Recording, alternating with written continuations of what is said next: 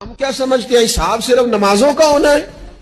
हम क्या समझते हैं कि हिसाब सिर्फ हमसे सजदों के बारे में पूछा जाएगा?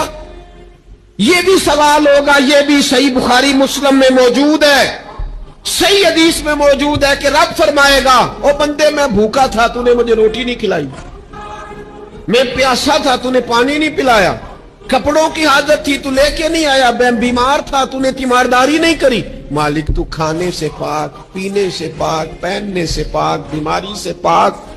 तो रब करीम फरमाएगा वो जो तेरे पड़ोस में बंदा बीमार था तो मैं ही तो था ना, वो जो तेरे पड़ोस में आदमी भूखा था तो बंदा तो मेरा ही था ना, वो जो तेरे दाएं बाएं लोगों को हाजत थी तो वो मेरे ही बंदे थे। खुदा के बंदे तो हैं हजारों, बनू में फिरते हैं मारे मारे, मैं उसका बंदा बनूंगा जिसको खुदा के बंदों से प्यार होगा।